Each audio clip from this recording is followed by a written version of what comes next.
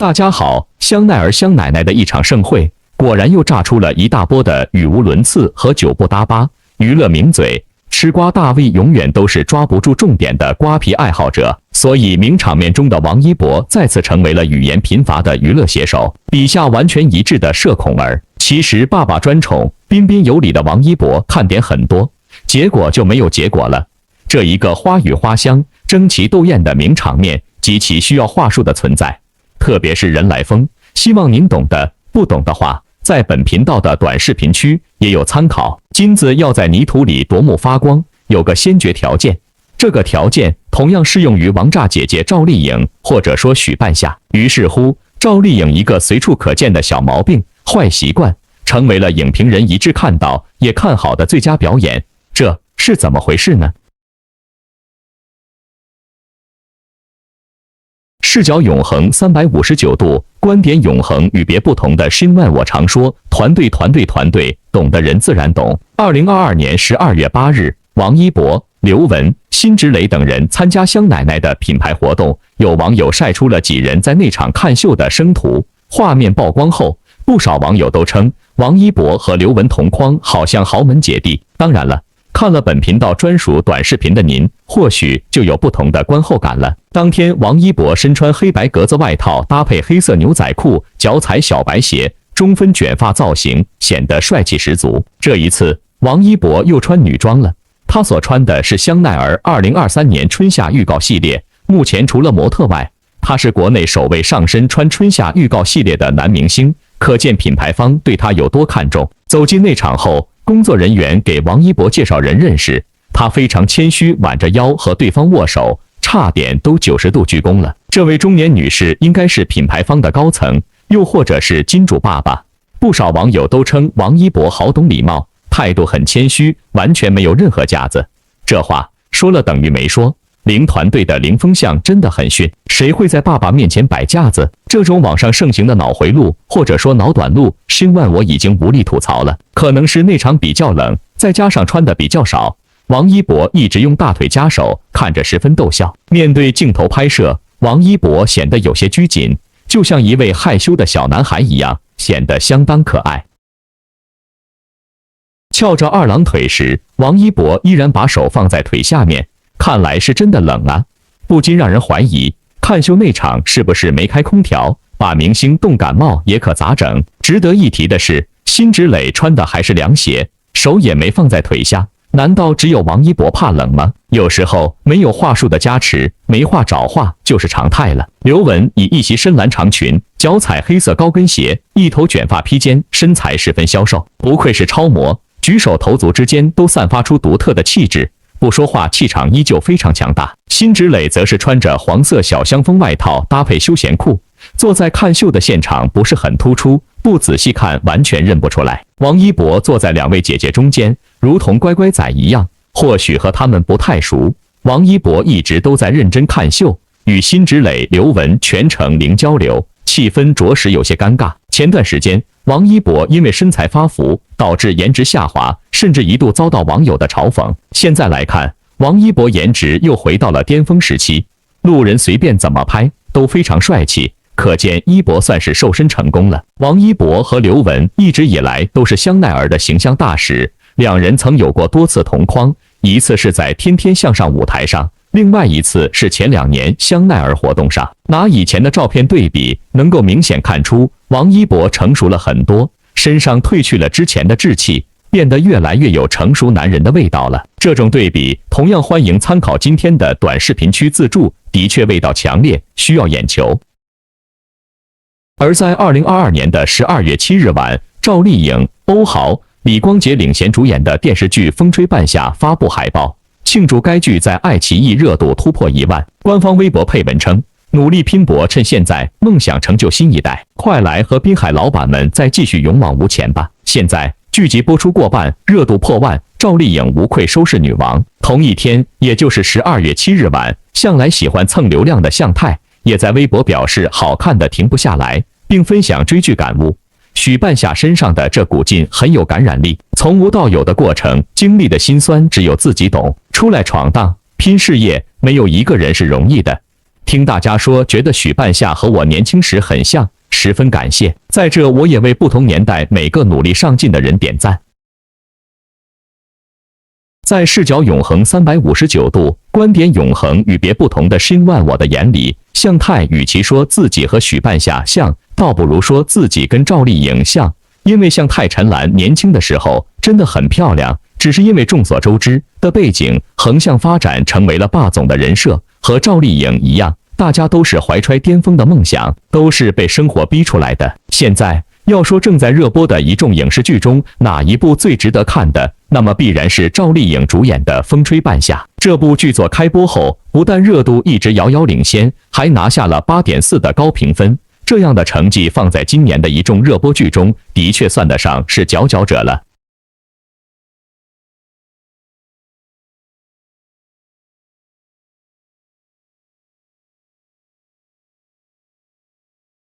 《风吹半夏》是一部相对冷门题材的作品，它聚焦的是钢铁行业，刻画的却是大女主的角色形象。这两者看似格格不入，但实际放到一起又莫名的让人觉得和谐。事业型的女强人能在男人堆里拼出一番天地，更有冲击力。而对于《风吹半夏》来说，选对演员十分重要，只有把许半夏这位事业型的大女主演绎的让观众有代入感，才能真正让这部剧征服观众。而此次饰演灵魂人物的赵丽颖，当真是把角色演绎的活灵活现。这次通过演活许半夏，赵丽颖的戏路又双若卓走宽了。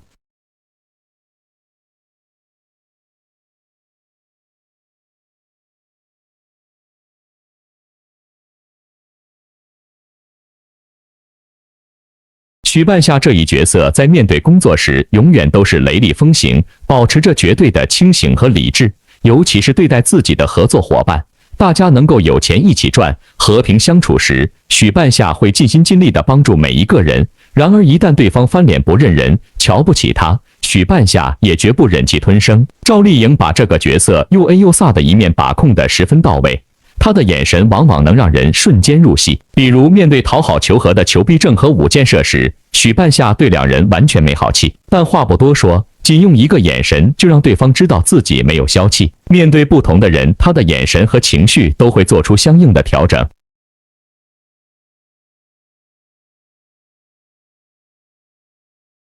比如一个人出差时突然看到了赵磊，激动又惊喜的不停踱步，继而飞扑到对方的怀里，情难自抑地亲吻对方，瞬间就能让观众感受到他的情绪爆发力。而对待自己的父亲时，更是能够让人感受到他的演技层次感。由于许半夏的父亲许有仁一直没有把她当成亲闺女看，仅只是将其当成能给自己带来物质的摇钱树，因此在许半夏面前一直都很虚伪，但他偶尔也会表现出父亲体贴的一面，这就让许半夏瞬间心软，看向父亲的眼神都变得很柔和。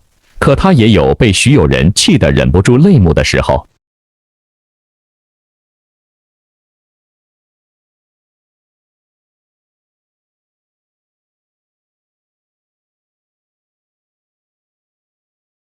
当许半夏费尽心思地将废钢运回国，却发现钢价大跌，他处于自己的低谷时期。但此时许有仁却跑来让他还钱。原本一直表现得很坚强的许半夏，眼眶中一下子就溢满了泪水，看着父亲既有愤怒又有无奈，让人忍不住心疼。赵丽颖对于人物哭戏的把控堪称精准，不同的情景之下，她的哭戏也截然不同。比如猜到童潇齐污染了滩涂时，疯狂地打了对方一顿，但在童潇齐真的离开后，他又忍不住落下泪来。可他的表情又是那么的倔强，心里不想对方走，可道德上又不允许。这场哭戏，赵丽颖可谓是抓住了精髓，不但让观众体会到了他与童潇齐之间的情谊，同时也让大家明白许半夏并不是一个做事没有原则的人。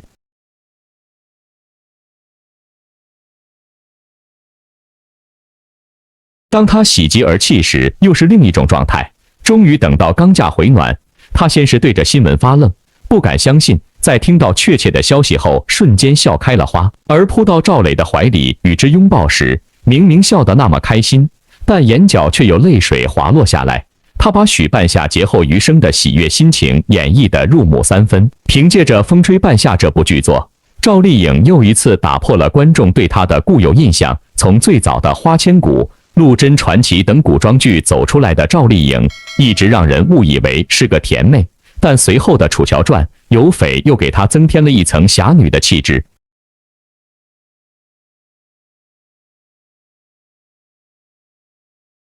但谁是凶手中的赵丽颖变成了一个亦正亦邪的人物形象，她的眼神戏变化让人不得不竖起大拇指。可是，在《幸福到万家》中，她又能摇身一变成农村妇女，还能让人毫无违和感。可以说，赵丽颖的戏路实在是太宽了。而这一次，凭借着《风吹半夏》，她再一次把自己的戏路拓宽。原来她还能够演绎这种事业型的大女主，属实是让人觉得惊喜。这次合作伙伴李光洁评价赵丽颖也是中肯到肉，好演技肉眼可见。可以说，从赵丽颖过去的作品来看，她的演技肉眼可见的进步。此次与之合作的李光洁，因为与赵丽颖对手戏较多，也给予了她高度评价。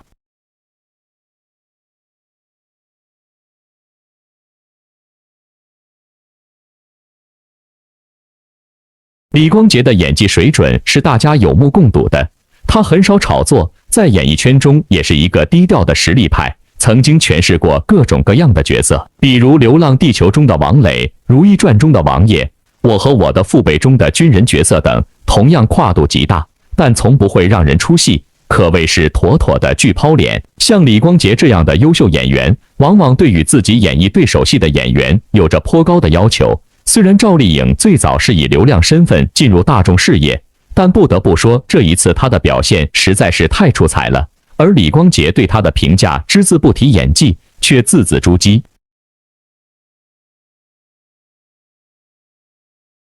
他表示，与赵丽颖虽是首次合作，但配合起来非常流畅，并且在拍摄过程中，两人都能全情投入，互相之间都很信任。而提到赵丽颖的演技时，李光洁表示，赵丽颖是一个专业且敬业的演员，不但进入角色的速度很快，表达角色的情感浓度也特别高。作为赵丽颖的合作伙伴，李光洁都能给出如此高的评价，可见这一次的合作让他觉得非常满意。事实证明，李光洁此言不虚。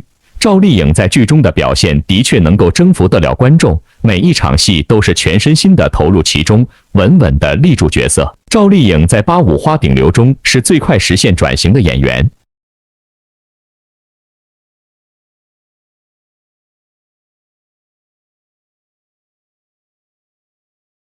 她虽然不是科班出身，但有演技天赋又肯努力，才让她逐渐走到了今天的位置。在得到了无数实力派认可的同时，也让观众真正见识到了她的演技魅力。是金子在哪里都会发光，即便灰头土脸埋进了土里，优秀演员无论是拿到何种角色、何种题材，也一定可以有惊艳四座的表现。赵丽颖在《风吹半夏》中又做到了，就算《风吹半夏》里面每一位用过心的演员也都一同做到了。所以赵丽颖在善与陈宇宙合照的时候，配文是全世界最好的陈宇宙，因为在最新的剧情里，陈宇宙去世了。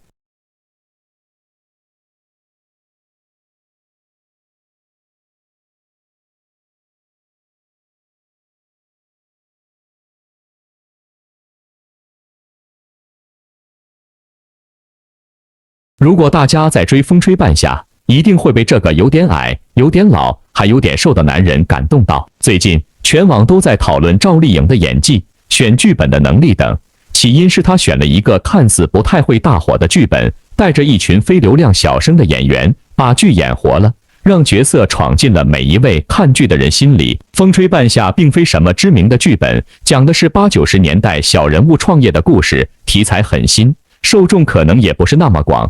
但赵丽颖接了，正如剧中的许半夏一样，果干决绝。赵丽颖饰演的许半夏带着陈宇宙、黄登登饰演、童潇琪、欧豪饰演等，通过共同的努力，将一个废品站壮大成为一个钢铁厂的故事。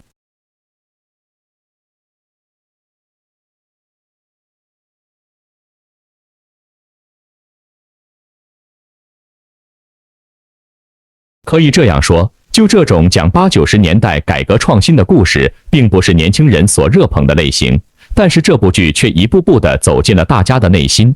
大家都说赵丽颖选剧本的眼光太毒辣了，赵丽颖的演技太好了，赵丽颖转型真的成功了。先说赵丽颖在这部剧中的状态，可以说连脸上的细纹都在演戏。就她往那一站，款儿姐的气势就上来了。从着装上看，赵丽颖俨然一副商界大佬的装扮，面相富态且带着一股狠劲与霸气。没想到看着小小一只，浑身充满着力量，处理起事情来果断决绝，毫不犹豫，一副我不好惹的样子。尤其是他与前来求和的武建社握手那段轻蔑中带着点侮辱，真的是要笑死了。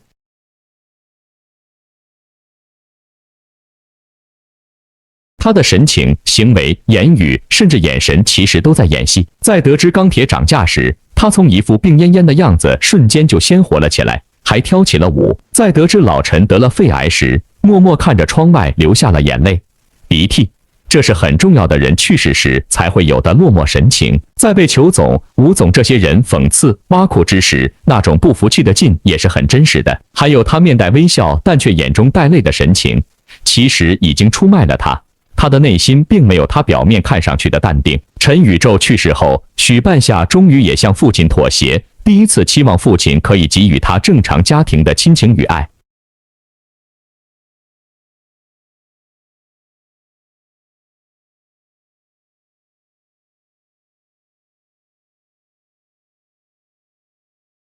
再说其他演员，没有一个人的演技是拉胯的。例如因病去世的陈宇宙，如果单论颜值，他很一般；但论演技，2个字靠谱。尤其是近几天的剧情，他俨然已经成为了全剧最让人心疼的男人。爹不疼，妈不爱，从小跟着许半夏混，可以说许半夏商业上的成功离不开陈宇宙的默默支持。许半夏负责在外打拼，陈宇宙负责主内。许半夏在经济上遇到问题，陈宇宙伏地求人。许半夏做的任何决策，陈宇宙都是抡起袖子干。就是这样的一个男人，却因为许半夏的野心葬送了自己的生命。相信他的仗义和无悔，彻底走进了每一个看剧人的心里。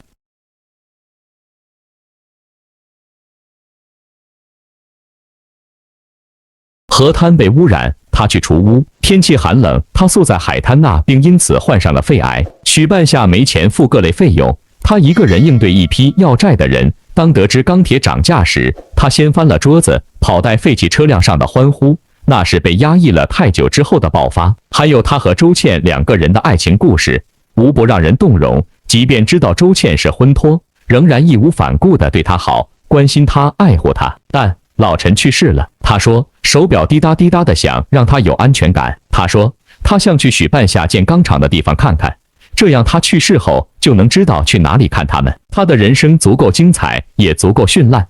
他指引了许半夏，也成就了许半夏的事业。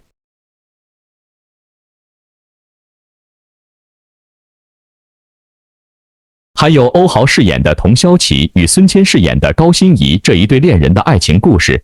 高门小姐喜欢上了有案底的寒酸穷小子，没有门当户对的感情，势必充满各种艰难。尤其是一方在努力改变，另一方却止步不前时，最终的结果又会是怎样的？但他们之间的感情也是令人动容的。尤其是童潇琪为了帮许半夏还债，最后出了车祸，高欣怡一个高门小姐选择撑起车队那一段，真的是让人佩服。再则就是一些老戏骨，每一个人的演技都值得肯定。一路支持许半夏的赵磊，充满着成熟男人的魅力。他的帅气并不来自于他的颜值，充满野心但能力不足的吴总，智商不太够的裘总。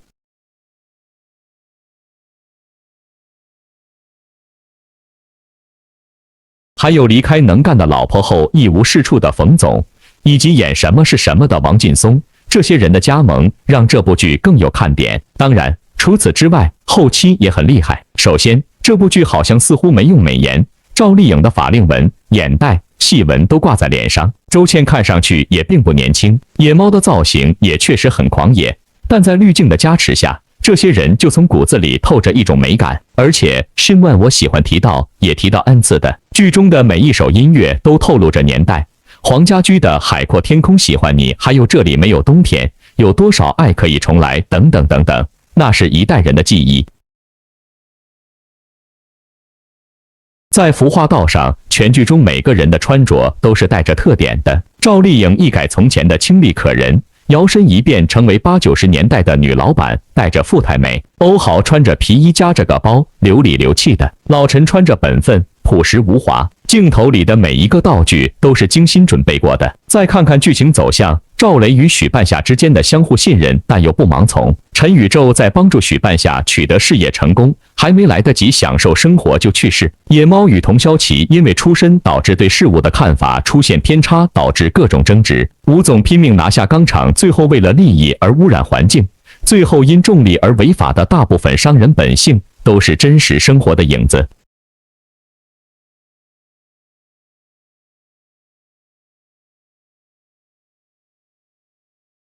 不得不说，欢赵丽颖饰演的每一个角色都让人投入。她在合适的年纪选择合适的剧本，选择成为角色，而不是将角色演成自己，更愿意为了塑造角色而付出，确实值得人敬佩。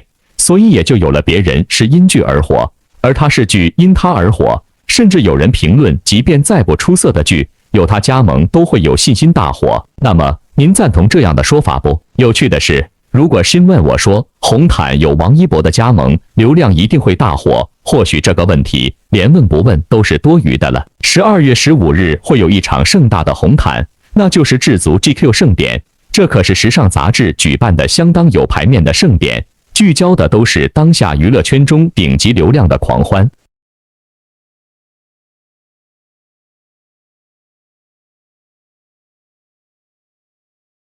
智足 GQ 作为男性杂志界的扛把子的存在，时尚资源毋庸置疑，更是拿捏了当下娱乐圈顶级流量艺人的存在。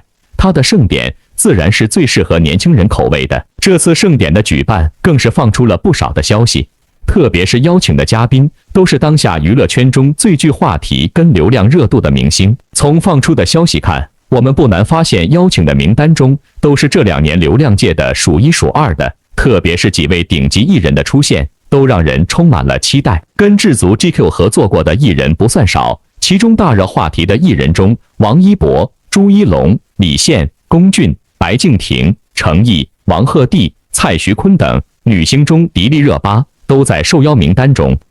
其中不少人确定王一博、王鹤棣、蔡徐坤都会参加。为何这些人这么肯定呢？因为自家的偶像要出现活动，粉丝群体是第一时间会知道的。其中蔡徐坤、王鹤棣的粉圈都提前通知了，并且已经摩拳擦掌了，大粉都放出了消息，都提前练手，准备好控评的各种准备。毕竟这次都是流量艺人的群聚，少不了的就是各种的比较，自然粉丝要时刻准备着，生怕被不好的言论给造成负面的影响。当然了，摩托姐姐关心的焦点还是放在了王一博这里。这次王一博能够出现，着实让人欣喜。毕竟最近他的行程安排，让摩托姐姐的心思意念都完全焦点集中了。其实王一博的粉圈已经得到了消息，这次的智足 GQ 盛典，王一博大概率会参加。因为连续这几年，王一博跟智足的合作一步步加深，多次登封重要的杂志封面，特别是今年的10月刊。更是意义非凡。今年无名跟智足 GQ 的合作，通过杂志封面的呈现，官宣了整部作品的嘉宾阵容，成为了智足引以为傲的地方。3位主演共同登上智足 GQ 银石封面，整个排面相当的震撼，也让我们看到了这部作品制作幕后的各种花絮。无疑是开拓了全新的宣传模式。自然这次的盛典，王一博肯定是参与其中的。更重要的是宣传这部作品，更好的借此机会让摩托姐姐提前知晓上映的时间。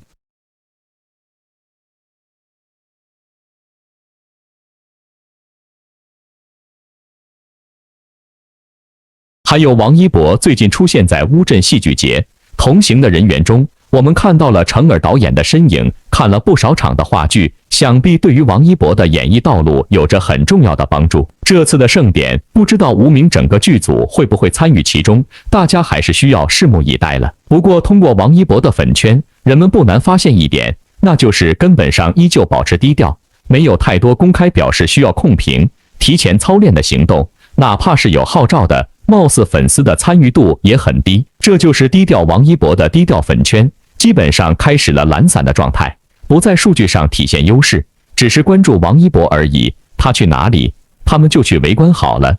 毕竟王一博也不太依赖粉丝，哪怕是粉运相当的抗打，貌似跟他本人没有太多关系一样。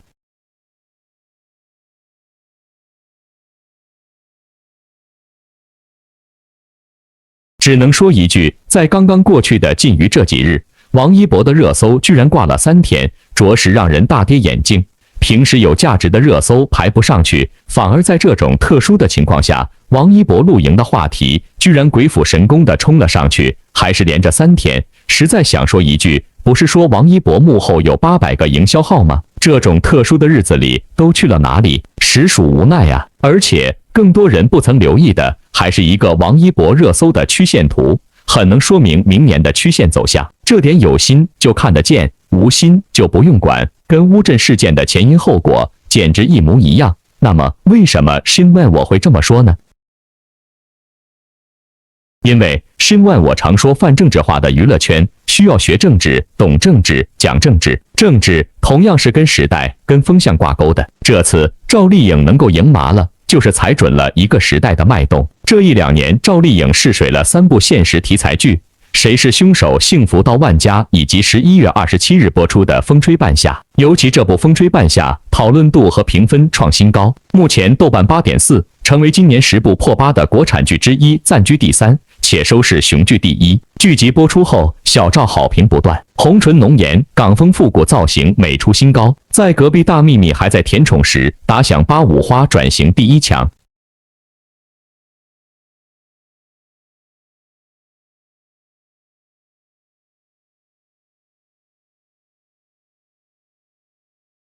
在 Linkage 昨天出炉的剧集角色新媒体指数里，她在《风吹半夏》中饰演的女主许半夏以绝对优势位居第1。那么，是不是可以恭喜赵丽颖了？实话实说，赵丽颖是赢了，可许半夏和风吹半夏却输了。先聊风吹半夏的第一观感，8.4不虚，可追，抵挡去不少国产剧的陈规陋习。这部剧有一种难得的清爽，不磨皮，这一点就足以干翻80%的国产剧。我们终于可以在国产剧镜头里看到真实的人脸。风吹半夏改编自阿奈《欢乐颂》都挺好，大江大河小说，故事不俗不苟，麻辣爽利地呈现90年代女老板许半夏的创业半生。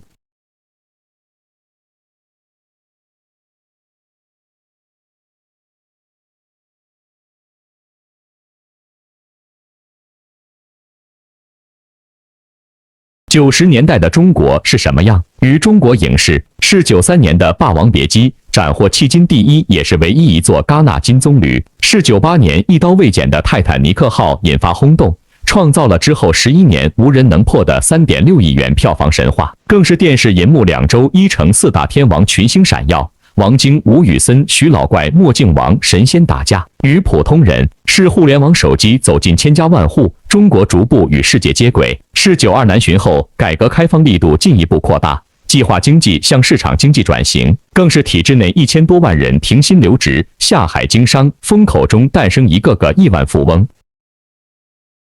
撑死胆大的，饿死胆小的。中国政法大学王振宇教授直言，那是一个摆个地摊就能发财的时代。在这个突然被怀念的风起云涌的时代，似乎每个人都能期待属于自己的野蛮生长、成熟收获。没什么背景出身一般的许半夏就是如此，从一个小小收废品店合伙人，成为倒卖废钢、身价千万的女企业家。1996年，许半夏、赵丽颖是去接刑满释放的小弟童潇齐欧豪式出狱。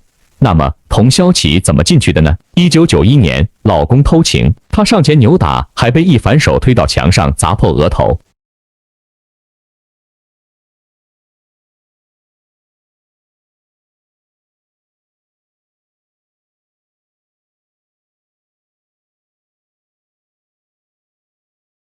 这还了得，直接一个酒瓶碎头上。小弟童潇齐里应外合，上去一脚没收了作案工具，当场就传来了蛋碎的声音。对偷情家暴的渣男绝不手软，七七八八也能看出他的性格。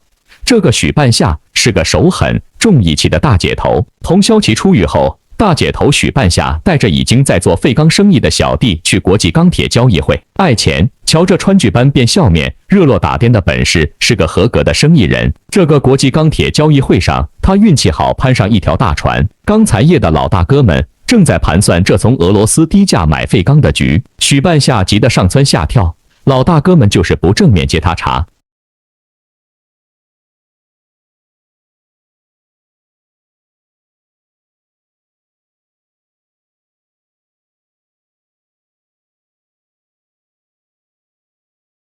恰逢外企精英赵磊、李光洁是被人前呼后拥的推进会场，一桌人踟蹰，怎么才能把大金主请到我们一桌来？许半夏不喜欢踟蹰，他直接开干，跑到根本不认识的赵磊面前，把他酒给挡了，挡完顺势就把人拉走了，一边拉走一边倒豆子般把俄罗斯5万吨钢的生意介绍得清清楚楚。赵磊直接懵了，秀才遇到兵，有理说不清。但注意看，那一桌老大可不舒服了。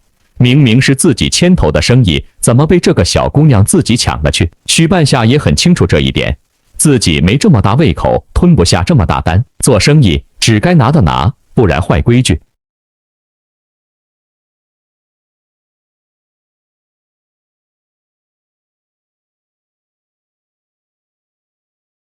于是转身就把赵磊引到了老大哥一桌，既请来了金主做了老大人情，也给自己赚来了一条可观的外企人脉。生意场上混，进退的有数。风吹半夏的商战戏，目前看来还算踏实贴地。除了可圈可点的人心博弈，另一个谢天谢地的点是没有黏黏糊糊的爱情。本剧商人都尊重现实，重利重己。俄罗斯废钢的生意原来是场骗局。许半夏在俄罗斯死磕2个月，联系上了新的靠谱卖家，但屋漏偏逢连夜雨，靠天吃饭钢材业遭遇变天。出发前，这批钢的估值还能有每吨1200到1400元，但等货到港，已经腰斩到700，甚至比它的成本价735还要低。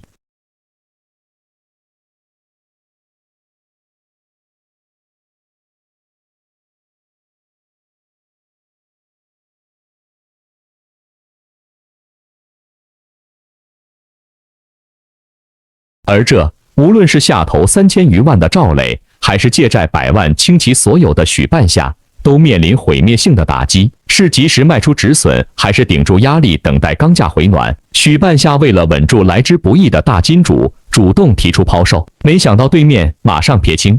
许说：“我也是想替你减轻压力。”赵说：“咱俩没在谈恋爱吧？”许说：“当然没有。”赵说：“好，那我希望我们接下来的谈话，你都不要感情用事。”赵磊判断，目前国内钢价下跌不过是因为受到欧美钢材市场饱和影响，但只要国内市场存在钢材缺口，就必须要挺住，一定会迎来大涨。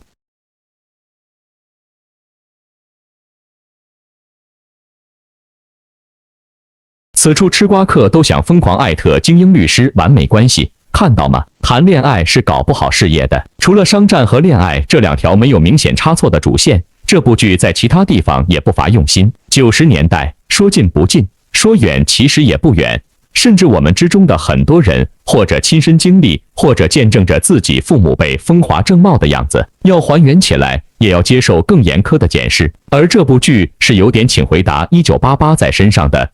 1988的开屏就是发哥和哥哥的英雄本色，而这部剧发哥也来打了个卡。除此以外，还有遍地的台球厅、音像店、溜冰场，以及精心挑选的扣着剧情响起的90年代金曲。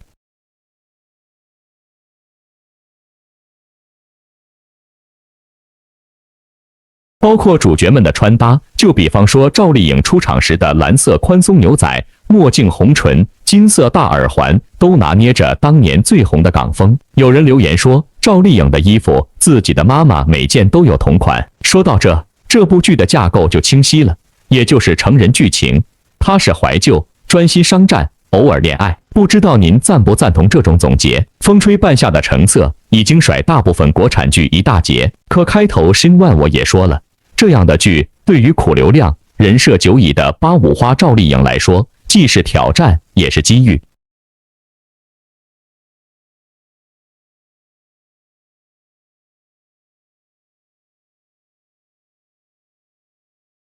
可对于风吹半夏里是最重要的灵魂许半夏来说，这8.4仅仅是对当下污糟国产剧的一次反击。它可能是一出合格的年代剧，却离年度剧王太远，因为它只能孕育出一个残疾的大女主许半夏。许半夏出生时，母亲难产去世，父亲很快再娶，嫌弃这个前妻生的女儿，于是给她取名半夏，挺好听却苦，一种常见于草坡、荒地、田边旱地的杂草，有毒，但煮熟后能做药，可降逆止呕、消痞散结，名如其人。许半夏就是一味可下药的毒草。大家知道，本剧曾2度改名，小说原名不得往生太凶盛气凌人，这个名在书中就是给许半夏的诅咒。原著中，为了扩建堆场，防止渔民收回滩涂，许半夏自己生了倾泻污染物的心思。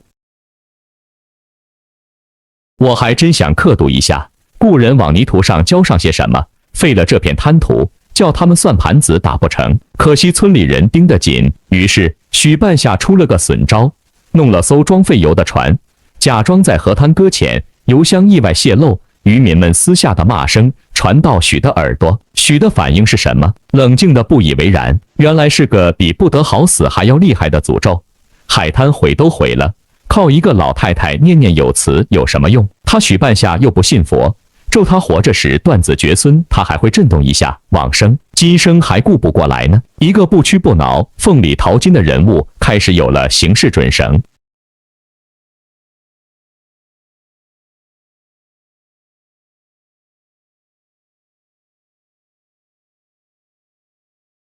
今生还顾不过来呢，这便是原著沉甸甸的利益。在丛林法则的90年代商场，女性创业者如何在道德与利益的矛盾中挣扎，如何与资本的原罪自洽。整部不得往生就是许半夏的灰色发家史，而这在风吹半夏中完全消解。这就是政治的妙用。申万我时常会笑而不语，毁滩涂有因，渔民狮子大开口，执行者另有他人。好兄弟陈宇宙私自行动，女主不知不劝，知道后反而愤怒批评手下，他们就是靠着这片海田过日子的。你们现在弄成这样，你让他们怎么过？那点子灰的精明和狠劲，全都让位给了正面和积极。当然了，这些硬巴、申万我也都做过了，写实只是跟过审过不去。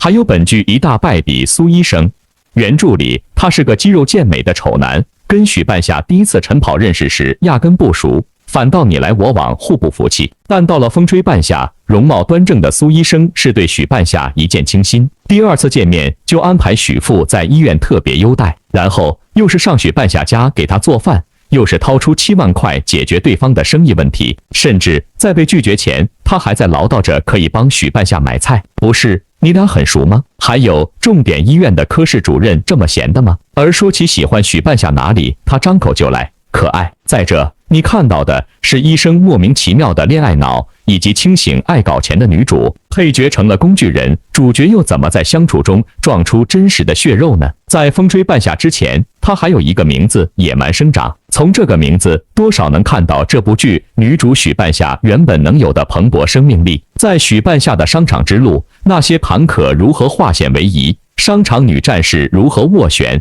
都是极精彩的华点。女主为什么从收废品转变为倒卖废钢，在剧中没有明显的交代，然而在原著中有这么小小一段话。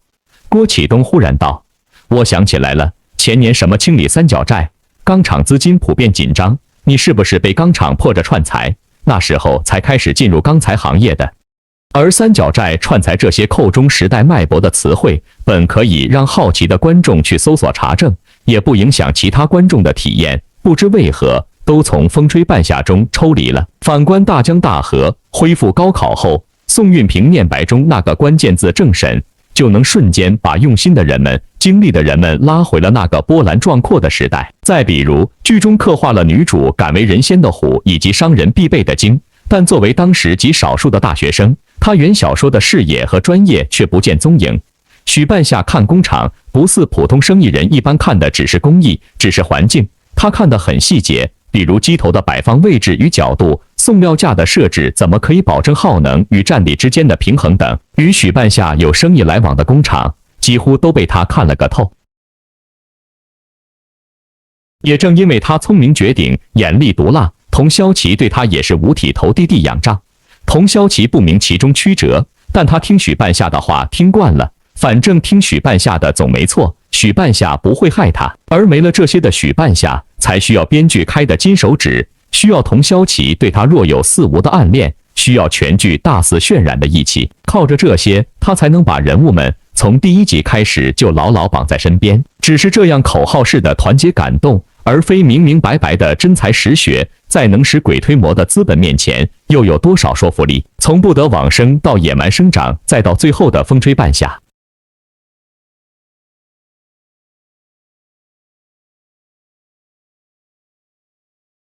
恶毒的诅咒消失了，灰色但蓬勃的向上打了折，也只能剩下一股若有似无的风吹。这三个名字之间发生了多少增删补减，天知地知，你知我知。但在起舞空间如此之小的情况下，风吹半夏真的不可以做得更好一些吗？只能说，灰色发家史依然是一副浮于表面的皮囊。不得往生最终要展现的是时代，是人心。一切历史都是当代史，每个时代都有机遇的风吹。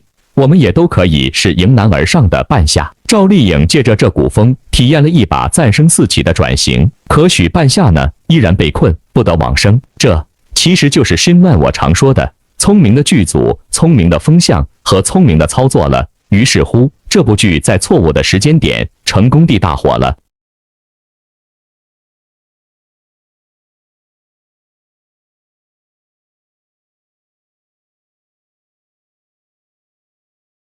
正能量的叙事方式才是学政治、懂政治、讲政治的正确打开方式。这部正在热播的电视剧《风吹半夏》，于是讲述的是以许半夏、赵丽颖是为首的有志者在改革开放的大潮中积极探索、不断创新的故事，塑造了众多上世纪90年代的典型人物形象。他们敢闯敢拼，直截了当，求真务实。在改革开放的浪潮之下，他们野心勃勃地把握住每一次机会，不断为了自己的目标而努力。许半夏和所有这些人身上可能会有偏颇、局限的地方，但是他们骨子里的那种精神力量，对今天依然是有感召力的。这是我们想要表达的。该剧导演傅东玉表示，风吹半夏讲述上世纪90年代的故事，在聚焦改革开放年代的影视作品中，不乏女性企业家形象，例如《鸡毛飞上天》中的骆玉珠，《大江大河》中的梁思申等。但《风吹半夏》中赵丽颖饰演的许半夏，依然书写了完全不同的人物命运。她是一名敢想敢干的女企业家，从白手起家做废品堆场生意，到开辟了独立的国际废钢进口业务。凭着一身拼劲儿和务实态度不断成长，在大多由男人主导的钢铁产业中闯出了自己的一片天地。傅东玉曾多次表达，赵丽颖是饰演许半夏的第一人选。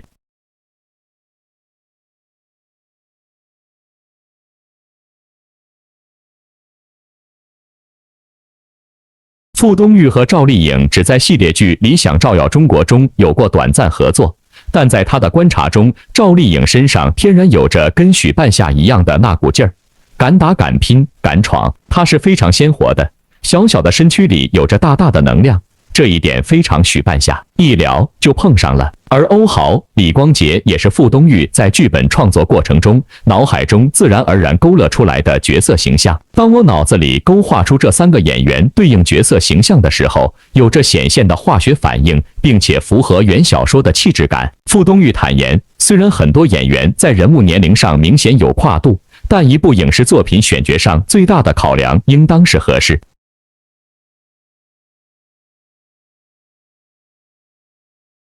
作为导演，我理应根据对角色的理解来选择我认为可以完成这个角色的演员。其次，怎样的组合可以让1+1大于2？我希望将所有理念相通的、有着现实主义创作状态的演员们比较齐整的放在一起，这样才能呈现出统一的现实主义风格。剧中，傅东玉印象最深刻的戏份是滩涂被污染后，许半夏去打童潇齐，这场戏拍得很顺利，观众也看得很过瘾。但如此好的效果，在傅东玉看来都是演员的全情投入带来的。这场戏我们是顺着拍的，就是从许半夏把车停好，匆匆上楼，然后一脚踹开门，过去直接就开抡。打完之后，许半夏出去拿车队的合同过来。这个时候，小陈和童潇齐一对视说拿下来了，直到许半夏再进来，让童潇齐滚。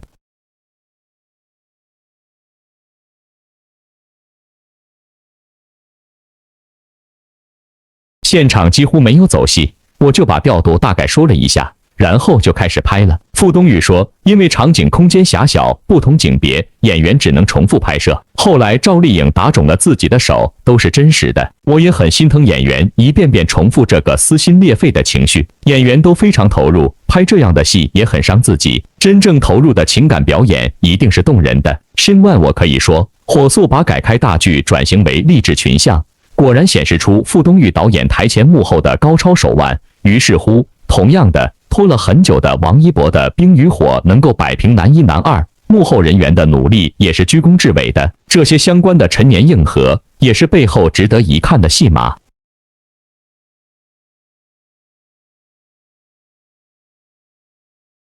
所以，泛政治化的娱乐圈从上到下不懂政治，注定吃亏。例如，这几天禁娱，却到处都是王一博私人行程被路透，一会是乌镇看戏，一会露营。王一博热搜站岗3天，黑粉真是绝了。您猜这是怎么回事呢？前期因工作原因，王一博提前到达了上海，但由于近期的原因，通告行程取消。忽然乌镇戏剧节上了热搜，才知道王一博原来去了乌镇戏剧节现场看话剧了。由于王一博的知名度及大流量，网上忽然出现了很多路透，有王一博个人看话剧的。由于王一博和乐乐妍妍3人行太过明显，后面就其他人带着王一博，有和成尔导演、黄磊一起看话剧的，还有和私人朋友一起看话剧的等等。但自从被有人路透王一博在乌镇，各种私生、各种真爱、各种代拍就群拥而至，各种堵截，后期王一博不得不逃之夭夭，先行离开。这些第一手的硬核深扒，申万我也是全网第一人了。不久前，乌镇戏剧节官方账号发布节闭幕消息，其中提到感谢来到第9届乌镇戏剧节现场嘉宾朋友们，包括陈明昊、陈丽、成尔、杜可风、傅京、何炅、魏大勋、华萧一、郝蕾、黄渤、黄舒骏、黄圣依、黄觉、金晨、孔生、蓝盈莹、李立池、李庚希、李诞、林允、刘恒、刘奕君、刘晓烨、刘璇、梅婷、马伊琍、彭涛、秦霄贤、秦岚、饶晓志、沈林、宋轶、孙冕、孙俪、童瑶、王一博，以及王涛、王迅、文章、吴比、吴孟珂、谢娜、徐峥、严敏、叶璇、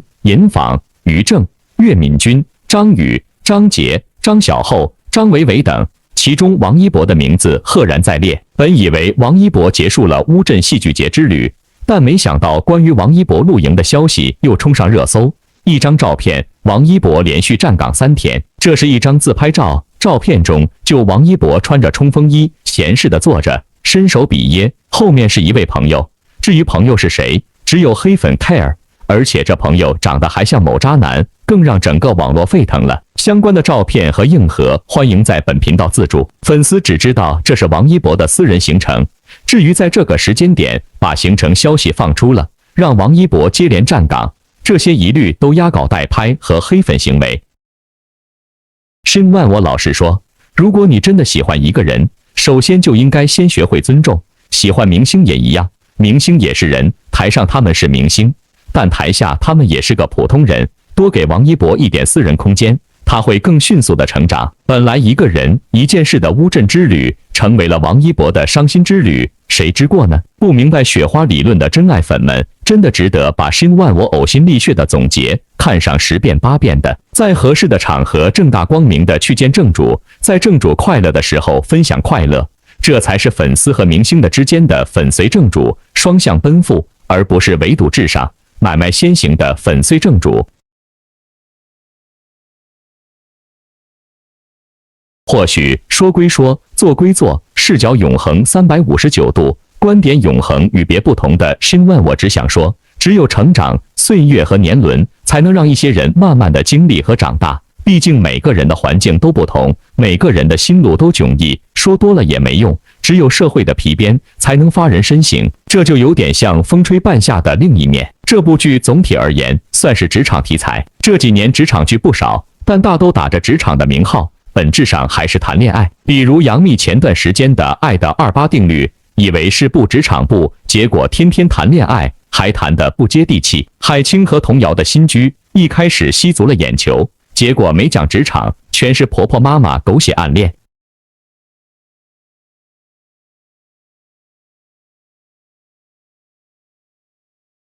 很多剧作的怪圈就是，只有情感会得到永恒的共鸣，但风吹半夏真的不同。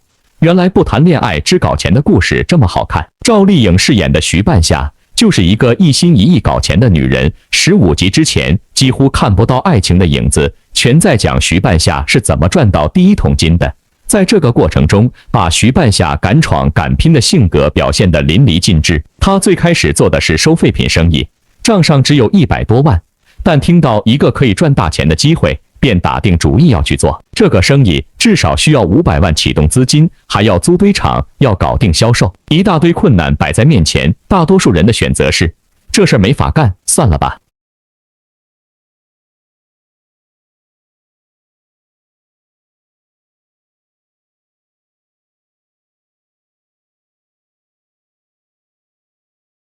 但徐半夏的想法是，我一定要干，必须要干，没条件创造条件也要干，钱不够就借，用各种方法借，向各种人借，甚至直接向客户借。没有堆场就去租，哪怕还没谈好，客户说要看堆场才能成交，也一口答应下来，转头再把堆场租下来。终于解决了资金的问题，和生意伙伴一起到俄罗斯买废钢，结果还遇到了骗子。被骗后，其他人都回家过年了，他不死心，一个人留在俄罗斯，发誓一定要把钱要回来。钱没要到，但抓到骗他的人了。这人帮他牵线买到了废钢，不但比之前买的更多，还打通了进货渠道。眼看着要大获成功，谁能想到废钢一回国，钢价跌破成本价了，真是欲哭无泪。故事讲得很高明，徐半夏不停地遇到困难，想办法解决后，又遇到新困难，再解决，再遇新困难。说到这，所有写作爱好者、剧作参与者都可以记住这个公式，这算是把他赚第一桶金的过程讲得明明白白了，就是胆大、敢闯，遇到什么困难都一定想办法解决，咬住目标不松口。以前我们看职场剧，往往不知道女主怎么解决问题的，及时解决，大多数也是男主帮忙。徐半夏是真的靠自己，虽然也有人帮，但这忙也是他争取来的，而不是男人怜香惜玉莫名其妙帮。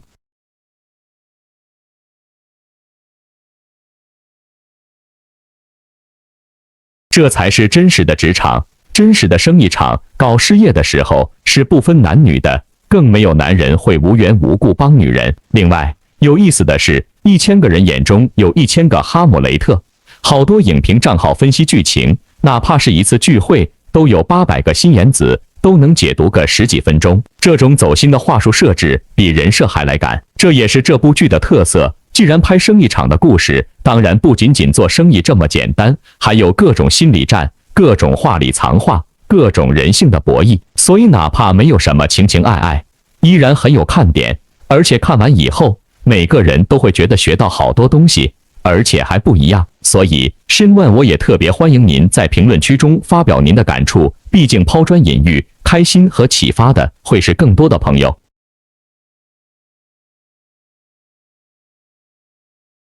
虽然网上也有人说剧情悬浮，但放到90年那个时代，其实是合理的。那时候就是胆大的人容易成功，里面的人物也都立得住，没有脸谱化，也没有为了制造矛盾而让人变坏。每个人的好和坏都有自己的动机，而且也没有绝对的好人和坏人。徐半夏的底色是善良的，但为了做生意拉关系，也会做一些不地道的事儿，比如明明知道冯玉出轨，还给他打掩护，为了借钱帮裘必正查账，离间他和郭启东的关系。和他一起做生意的小陈同样是好人，最近几集赚了观众好多眼泪呢，从不叫苦，从不叫累，什么事都默默扛。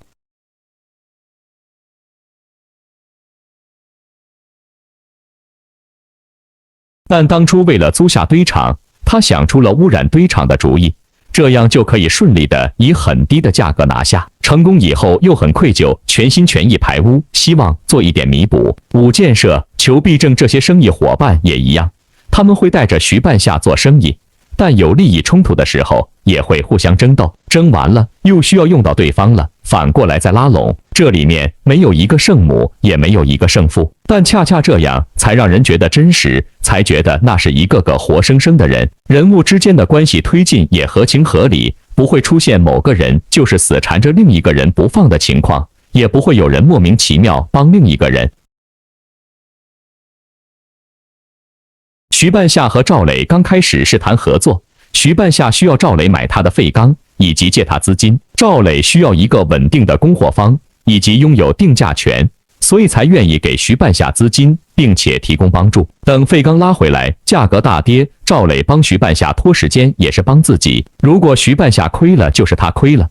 投资失败给公司造成损失的名声，他也不愿意扛，后果太严重，会毁掉他的职业生涯。这个过程中，两个人渐生好感，自然而然地走到一起，是真正的势均力敌，不浪漫但真实。成年人的爱情大多都是这样波澜不惊、轰轰烈烈、要死要活的爱情，放在偶像剧里可以，放在职场剧里就太浮夸了，完全没眼看。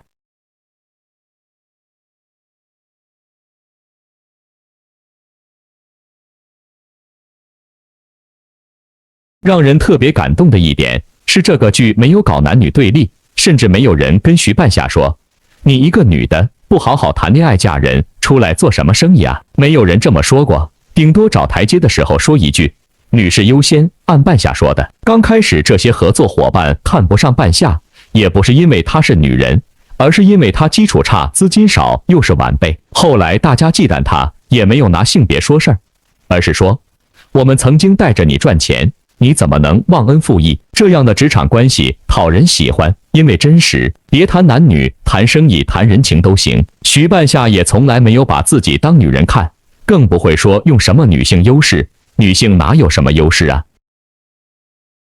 所谓的女性优势，不过是仗着自己是女人，让男人帮点小忙。可所有的礼物背后都标好了价格。当你觉得这是优势时，已经失去了平等竞争的资格。这部剧真心建议想搞钱的后浪们去看一看，去学一学。即便现在的大时代已经完全不同了，但是呢，至少大家可以学学徐半夏是怎么搞钱的，每一张钞票都滴着血，这种的真实感滴入人心了。所以影评高分也是众望所归了。不知道您赞同Shin1我的感触不？然而呢，或许您没有留意到赵丽颖另外一部剧以及一个很难察觉的小动作，让不少热衷影评的专家留意到了，而且评价相当的高，甚至这个动作还是个貌似轻浮离地的坏毛病来的。话说，《幸福到万家》是今年郑晓龙导演的新剧，赵丽颖饰演的何幸福是当之无愧的主角。因为何幸福是个没读过几天书的农村姑娘，对赵丽颖这样气质卓群的女明星来说，怎样塑造好一个村妇形象就十分关键。我们知道，演村姑一个不注意的小细节就可能让人物坍塌，但好的表演也可以让角色活起来。赵丽颖本就是农村出身，所以在这方面她颇有心得，只是用了一个很简单的小动作就能把何幸福演活了。这个动作是没事插兜。有人会问，插兜有什么好奇怪的？难道城市白领就不插兜？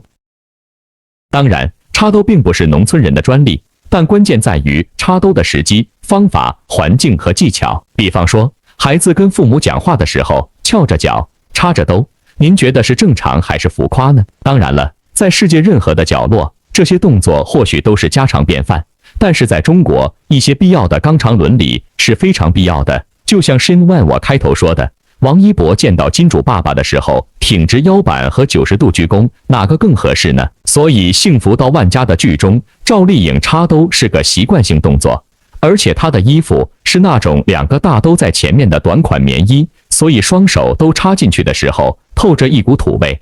剧中她的动作习惯且随意，即便面对公婆，手也常放兜里。在相亲问路的时候，她另一只手刚要掏出来，在已经得到答案之后，就又立马戳了回去。一方面，天气冷插兜是个十分生活化的动作，这表示何幸福在公婆家很率性不拘谨；另一方面，插兜既是一个自我保护的暗示性动作，又有大佬般的强势，也代表着和幸福的性格。剧中不少和幸福对人的场景都是配合插兜这个动作进行的，效果奇好，这让倔强的和幸福周身带着一种不好惹的气质，也是赵丽颖演好和幸福的诀窍之一。于是乎，这个几乎如影随形、田间地头的插兜式土渣表演，甚至不被观众注意的坏毛病，堪称2022年已知出现的最佳表演了。当然了，视角永恒359度。观点永恒与别不同的新万，我必须提醒一句的是，因为风吹半夏仍然进行当中，不排除赵丽颖的下一个坏毛病还会一一出现，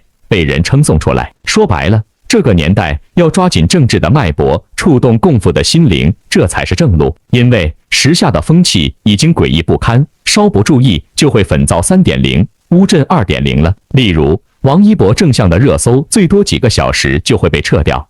很多都上不了主榜，而一些黑热搜或不合时宜、阴阳怪气的热搜，一待能好几天，阅读量、原创量极低的情况下，就能上前位甚至榜首，待遇只能用惨来形容了。